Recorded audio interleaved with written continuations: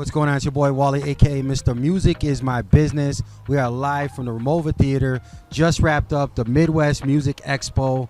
I'm here with Martin Atkins, the Rockstar legend, man that put all this together. How you feeling right now?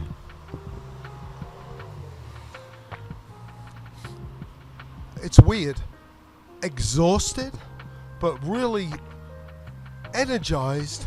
Like, you could take 5 minutes from every single person on every panel that spoke today and put that together. It's like a inspirational self-help tape loop that will get you through the next 5 years. I love it. It really was. Yeah, it was great. You did a good job, by the way. Thank you. I appreciate it. I'm telling you, when I was writing it, I was picturing Wendy in the front row, putting all the pressure on me. And I was like, if I get a chance to meet her or speak in front of her, I'm bringing my A game. And God is good because it happened today right here. And thanks to you, man. Thank you for allowing me to be a part of this. That's the power of Wendy in a room. Yes, it is. She does that to all of us. Make you stand up a little straighter. That makes us want to be better. Yes. You know? That's what we strive for. Yeah. You know, and so you put this together, obviously not for you. It's not for Wendy, but it's for all the people that are the next generation, the next people that are building their legacy, creating content or making music. What is your message to them? Well, I don't. So I'm going to say selfishly, I put it together a little bit for me. Okay. Of course. Fair enough. I'm on the community panel. I'm sitting there listening to Wendy. We're hanging out. You know, I get to focus my thoughts. But also for the community, my friends just bought a bar across the street. Nice. Tyler and Emily took this thing on 5 years ago. I want to support them. The coffee shops around here. There's a bookstore up the street. That's a great community. It's trying to like lift this thing and start something that can grow into something else. So it's difficult when you have straight up advice for an artist. It seems like this is how to make more money, and it is, but it actually leads to creating more relationships and deeper ties to friends and fans. Sometimes artists don't want to hear that. Sometimes they do, but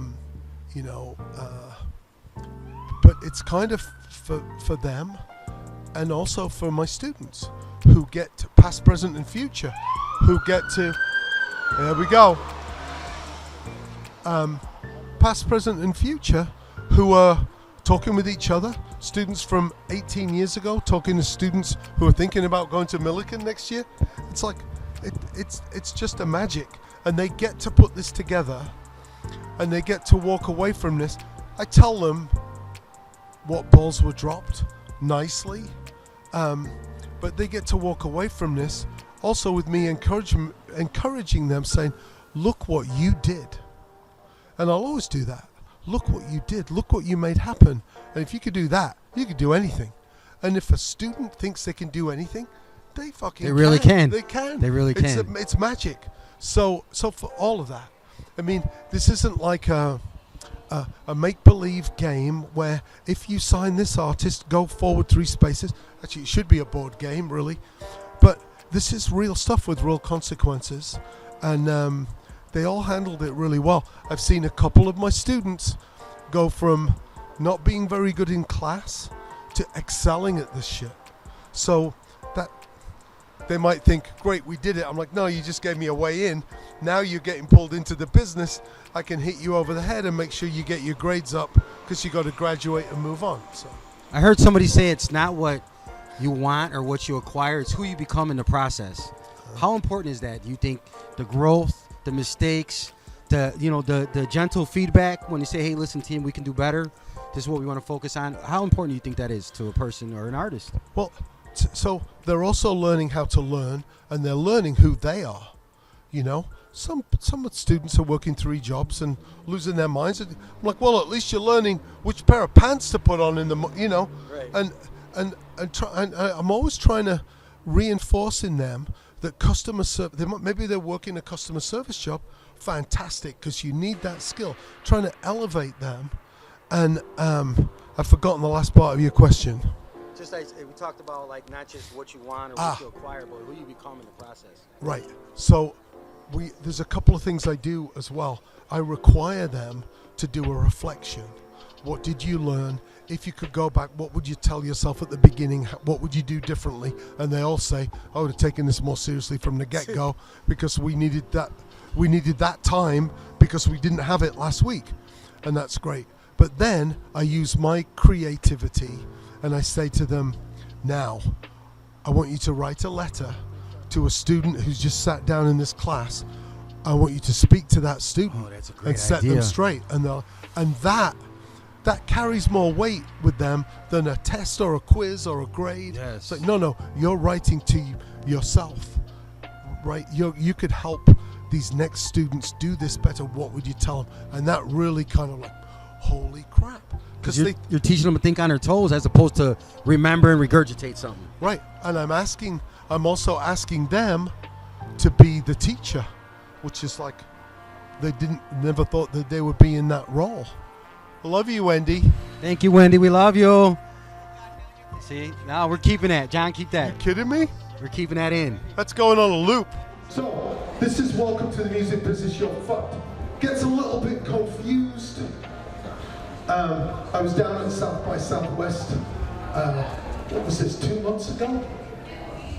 Really honored to be chosen to speak down there. And then it turns out there's arms dealers involved. There's all kinds of shit going on down there that made it very difficult for artists to be there. We were being surprised every day. And I was like, what were we talking, that morning? Yeah, I was calling everybody. I'm like, hold on a minute. There's missile manufacturers sponsoring this event. I'm a fellow of In Place of War, Peter Gabriel, Brian Eno, and how am I supposed to straighten this? And Wendy's like, well, do whatever you do. If there's some artist there who came to get some advice from you, don't you fucking let them down, right? Right, that's what you said. Don't you dare. I'm like, all right. So I stood on stage and said, I can't speak today, but I'll sit outside with you for the next 5 hours if you want. So, this is Welcome to the Music Business, You're Fucked. Everything is changing all the time, except this slide, which has been in my presentations for the last 15 years. That's also Heraclitus, right? Only constant thing is change. Bandcamp is fucked up. It became Song Trader. 50% of their employees got let go. Labels are letting everybody go that could make a difference. Right? All the executives are staying there, right? So if there are any label executives here, yeah. Also, fuck off. But all the people who could make a difference are gone. So I would say if you're looking for a deal with a label, why? I've been saying that for a long time, right? Especially now. Why? You just got to do this stuff. At least there's still TikTok. Yeah, I don't know about that. Right? See, you're talking to the old guy now. AOL, motherfuckers, 9.0.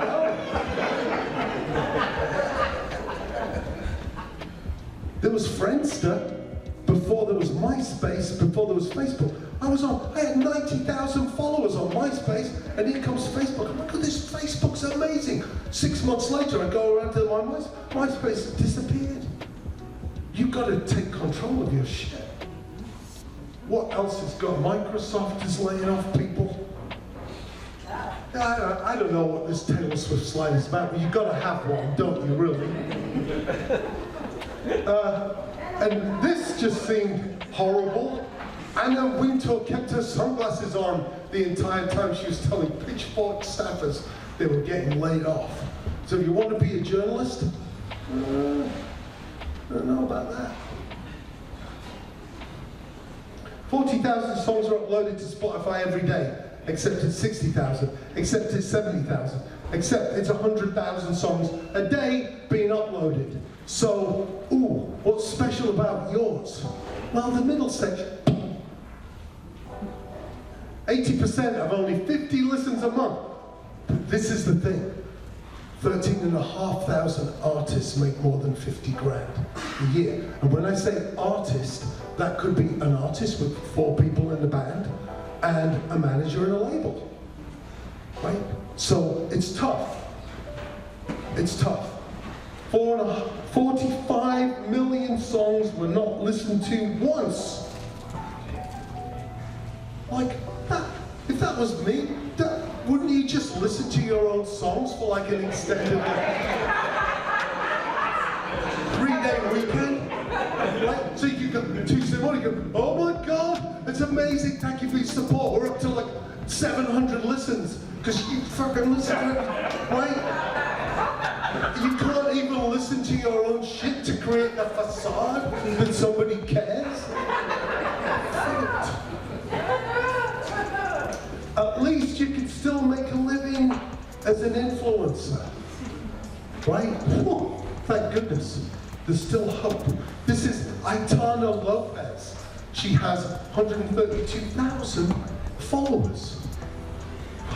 So that's great. It's encouraging, right? Seems to be making a decent living, except she's entirely AI. She's run by a company in Barcelona, and I got kind of deep into this. And if you research this company in Barcelona, one of the things driving them is a search for authenticity. Like, you're running an AI influencer. Okay. Yeah. Yeah. Do you know about this stuff, Dan? It's bonkers, isn't it? That's why we have to pretend that AI is going to go away really soon. And as I said earlier, AI can do a lot of things, but it can't make those fucking donuts they had earlier. Those donuts were amazing. Riddle me that. Okay. You've got to stay on top of the newest technology. I can't stress that enough. You must stay. You've got. Really? Oh, was that me? Oh, sorry. Yeah, hi. No, I'm presenting at the remote fight. Yeah, bunch of degenerates, actually. Yeah. That is my favorite gag of all time. Anybody flying this weekend? I don't want to alarm you. I've never had anybody ask me what's up with that phone. Security, they're just like, oh yeah, Starsky and Hutch, cell phone from the 80s, no problem. Yeah. So yeah, you're fucked. Punk is a beer. Actually, it's a pretty decent beer and they make alcohol free, but Punk is now a beer. And there's me in a band with Johnny Rotten. There's a Sex Pistols credit card. At least we still have anarchy. Can we try that again? At least Chicago Remover.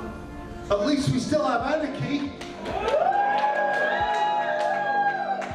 And of course, by anarchy, what I mean is the revitalizing shower gel from Axe. Yeah. And actually, they do make, this is authentic punk shit. Does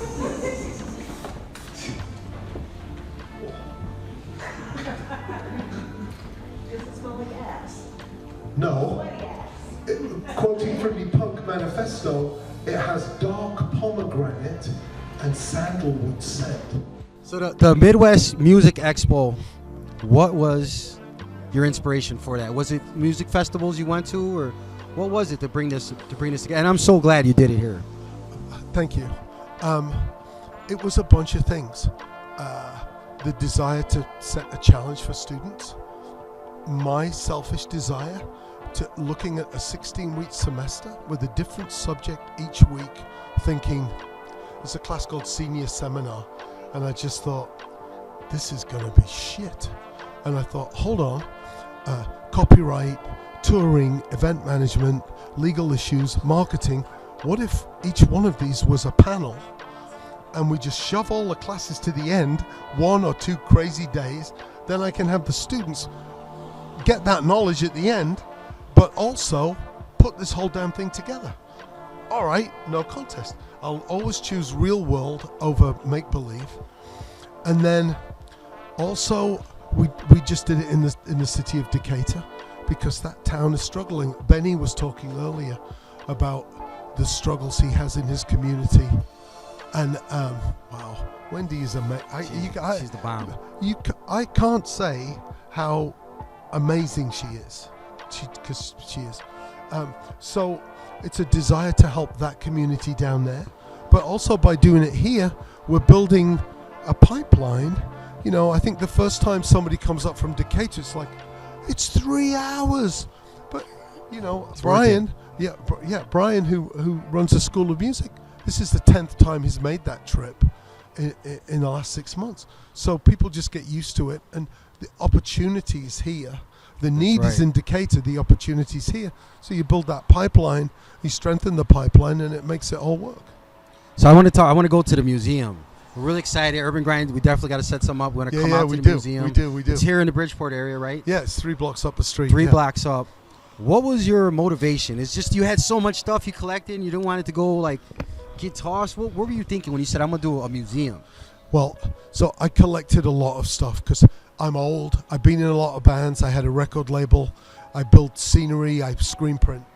So there was a lot. During the pandemic, we did about 80 or 90 Zoom sessions, and people are joining in from all over the world. Oh, is that Max leaving? People are joining in from all over the world, and really, these things had a real impact on them. And so I just thought to myself, if I don't do something with the stuff that I have in the space that I have, it will never be easier, and I won't do it. So I rearranged the space and put some things up, started to realize how much stuff I had, and there's a lot, but it's $125 to become a founder. I was in. I came you. first round. Thank you. But because I'm old and the fans of some of my bands are older, I wanted to come up with a way that someone who didn't have any money would be able to get involved. So I'm like, okay, look, fill out this form. You could donate your ticket stubs or a t-shirt or something interesting, thinking that people would think, I'll give them this $100 thing. It's kind of the equivalent of the $100, $25 t-shirt. But people who already became founders donated 30 t-shirts. People donated stuff, then became founders, then donated more stuff. It just had no rhyme or reason. It wasn't transactional. There's just love. And all the stuff started coming in. We did an event the day after Depeche Mode played at the United Center. So it was like a Depeche Mode day after, come and see the museum. I get this email, can I ask you what Depeche Mode memorabilia you have? I'm like, yeah, we have absolutely nothing. I don't think I even have, I don't have a button. And I thought, oh, here we go. This guy's going to be, well, you shouldn't be doing, whatever. I just thought some Depeche Mode fans might be interested. 2 weeks later, this upright vacuum cleaner box arrives from Germany, filled with European Depeche Mode posters, tour programs. People are just so generous and loving. It's like, so I've said a few times, do I want to do that museum every day? No. Is there a day when I ever want to give it up? No. It's this weird thing, And we have the oldest Nine Inch Nails demo cassette that I know of from 1985. Trent gave it to me in a laundry room at a party. Long story. And, and I sold that cassette in 2010 for $1,400 on eBay. Oh, wow. I got 4 kids, music business, whatever. Yeah. And in December of last year, I get an email. Hey, are you interested in this cassette? I'm like, oh, It's the one you sold.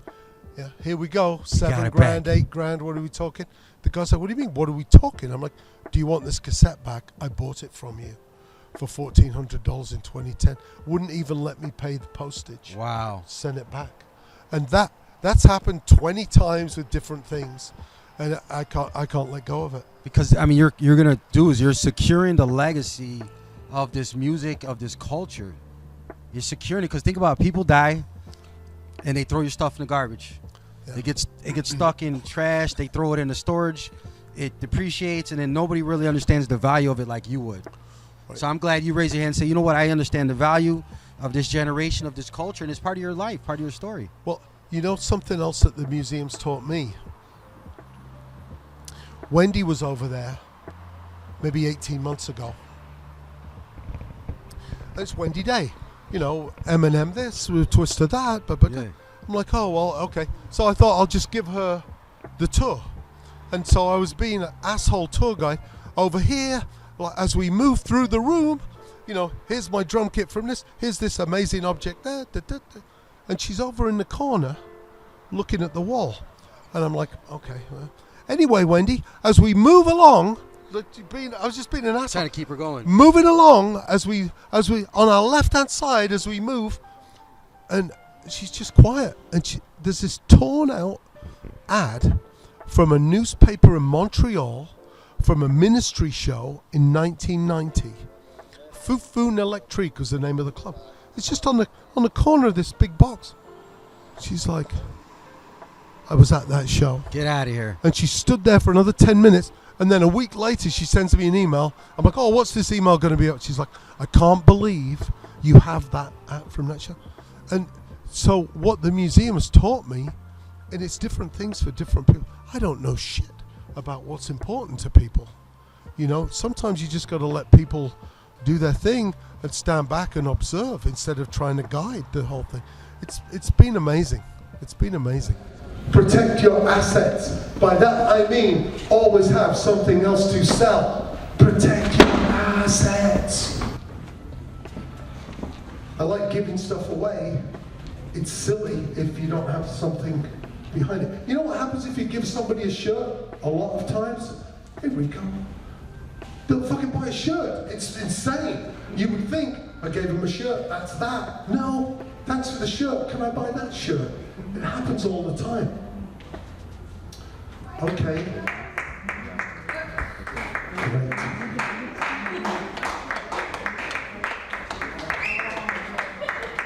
Great. Didn't fucking bring any, did I? That's my voodoo doll. Which yeah. Don't just do more, be more. This is what I do. I play drums, I write, I speak. I'm a bad DJ, I teach.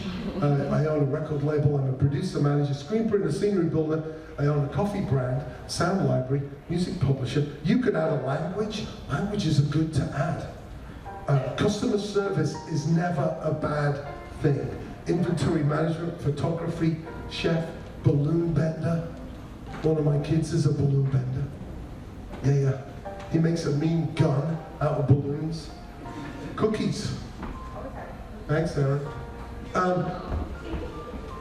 You need a diversified and multiple skill set. Be hyphenated. I love this picture of Tom. Tom. That's my green plaid suit, but made by Sandy Powell. But Tom's our engineer producer at the studio at the museum, and here he is making pancakes.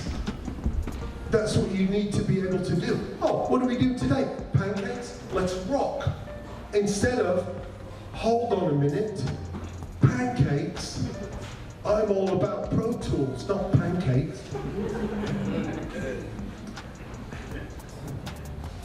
I don't have to tell you what that means.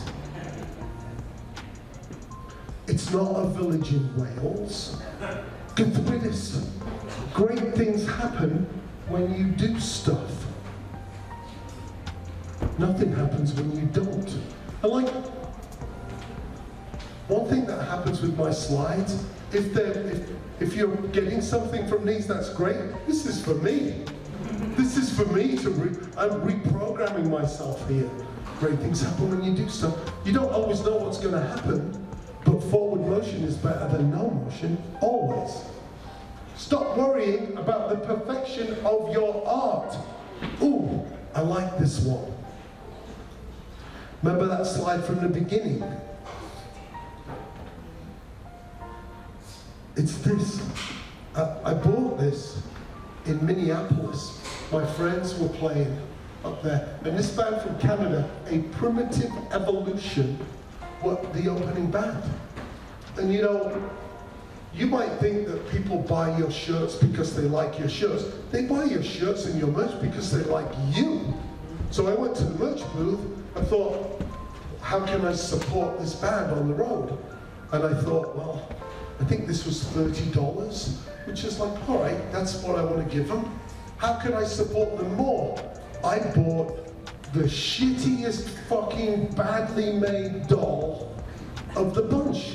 Because I thought, God, somebody had a bad day. Were they like stitching in a tunnel, blindfold? They like, were their fingers cut and they just like sliced a lemon so their fingers were cut and filled with whatever that acid is in a lemon? And they just like, but I bought this. It was the most support I could show them. So don't be afraid of making shitty stuff. If people want to help you and support you, they will. I wonder, those of us, who here is a songwriter, producer? Okay. Do you have a song like that? Because I think with songs, encouraged by all the technology, we're all trying to make perfection. Right? Ooh, I'm going to A-B my mix with Steely Dan. No, you're not. Or maybe you should. Right? But make a song that sounds like that looks. Because people want to come on a journey with you. People want to say, I don't know that this is quite what you're thinking, but we're on this journey with you. That's support. That's support. Opportunity is not always where you think. You know, I loved my first meeting with Dark Matter. It's the only meeting I've ever been to empty-handed. Do you know this story, Jesse? And of course the staff were there, out of their minds on drugs. Because I thought, well, we're going to have a meeting about coffee, and we'll probably taste 3 different kinds of coffee, and I'll go, ooh, this one's a bit bitter. This one, I don't know, I like this one. And we come on a brand for getting the fuck out of bed. Well, I sit down, Jesse comes bumbling in with a double 7-inch from Derek Carter. I'm like, oh, okay, what's this then? And then here's a cassette tape. Here's a beer they did with the band Mastodon and 3 Floyds Brewing and Coffee Beans. I'm like, okay. And then they're working on a guitar effects pedal with what's his name from... Yeah, Kurt Hammett from Metallica. I'm like, what the fuck? What's going on?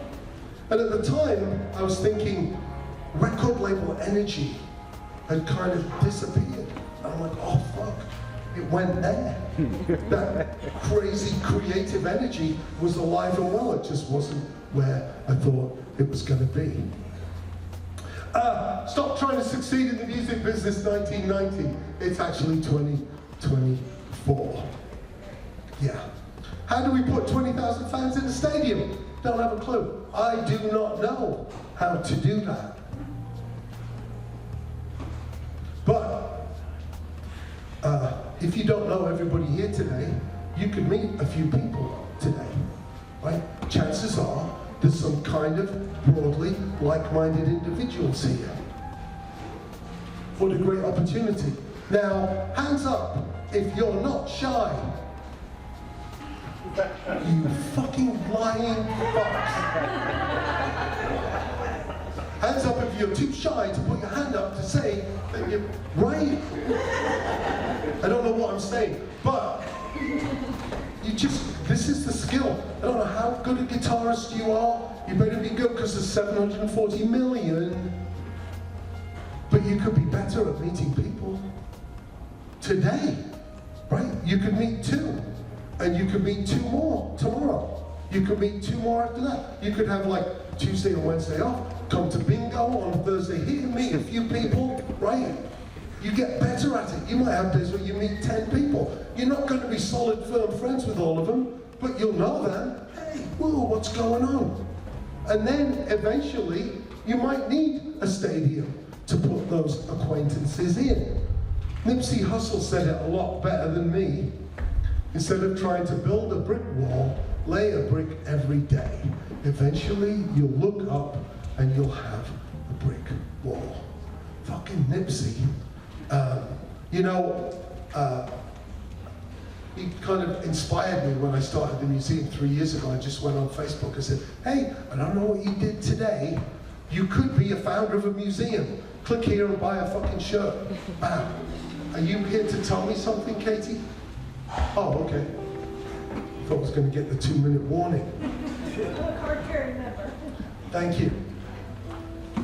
Small stuff plus time equals huge stuff. It takes 7 years to be an overnight sensation. Small stuff plus time, right? We're in a society where we want things really quickly.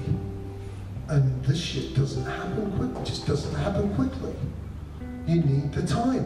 And I think if you add in 7 years, it gives you a different perspective of what you're up against and how to get there. You're not looking for immediate results every, hey, nice to meet you. Will you listen to my song? Fuck off. Just like, nice to meet you. So if people want to check out the museum or donate money, or if they got some artifacts sitting at home, how can they get a hold of you or check out the museum? Well, there's martinatkins.com. That's easy to remember. The Museum of Post-Punk and Industrial Music is PPIM. I'm on Instagram. It's confusing. Flowers Fight for Sunshine. I'm on Twitter as Martine. I tell my students to consistent branding. Right. There's none of that. But I'm easy to get a hold of. For the summer, I'll be doing tours by appointment. Nice. You've got to come visit. Yeah, Come and do an episode, man. Yeah, we're going to do an episode. Yeah. Definitely. You got to be out there. Martin, again, I just want to thank you, sir, for your contributions. You're such an inspiration to the business, to myself. I had the honor since SAE, since the Culture Impact Award, and Yeah. I get motivated every time I talk to you, every time I see you doing something for the culture, for the industry. And again, I just want to thank you for thinking about UrbanGrindTV and making us a part of this. Thank you, And man. Wendy was one of my checklists that I wanted to meet, and Yeah. she just had no idea. So you definitely made a dream come true today. She's great. She's great. awesome, and I didn't expect her to be so awesome. Yeah. That was the best part. Yeah. So a dream come true, man. Thank you again. Good deal. So much. It's your boy Wally, aka Mr. Music Is My Business. Wrapping it up from the Midwest Music Expo. My boy Martin Atkins. We'll see you next time. Let's go. This is Martin Atkins, and you're watching Urban Grind TV.